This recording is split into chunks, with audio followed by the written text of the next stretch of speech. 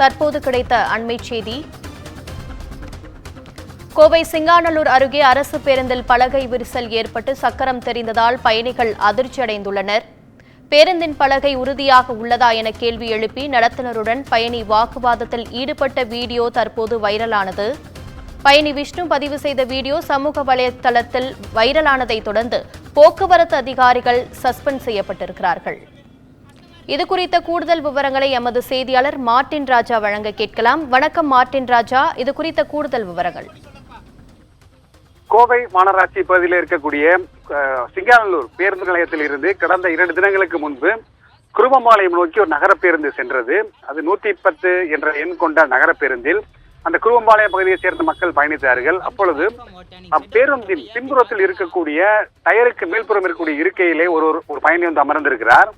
அப்பொழுது அந்த இருக்கையின் கீழே அவர் பார்த்த பொழுது அங்கே பேருந்தை கீழ்த்தளமாக அமைக்கப்பட்டிருக்கும் பலகையானது உடைந்து இருக்கிறது.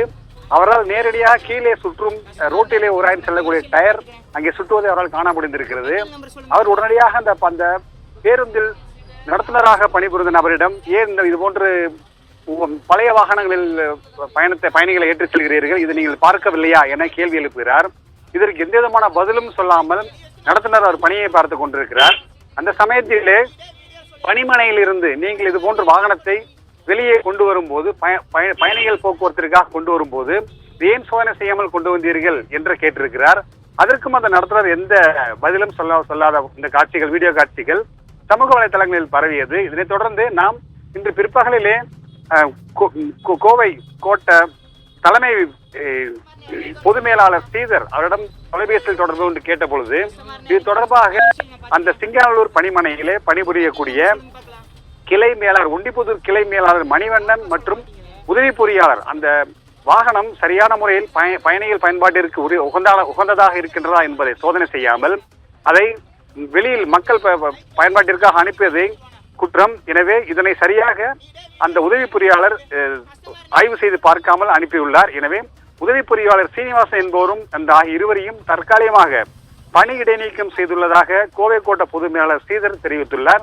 இது கோவை மக்களிடையே கடும் அதிர்ச்சியை ஏற்படுத்தியிருக்கிறது. ஏனென்றால் கோவை நகரில் பல 100 கோடிகளுக்கான பல்வேறு வளர்ச்சிப் பணிகள், பாலம் கட்டும் பணிகள் நடந்து வந்தாலுமே இதனை மத்திய அரசு 1000 கோடிக்கு மேல் செலவு செய்து மெட்ரோ சிட்டியாக மாற்றும் திட்டத்தை கையில் எடுத்து செயலாற்றி வருகிறது.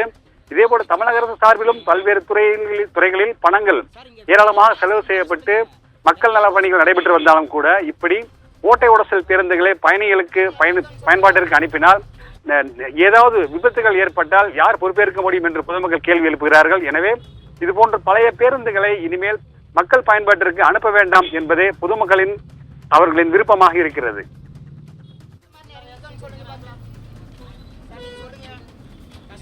உங்கள் விவரங்களுக்கு நன்றி மார்ட்டின் ராஜா.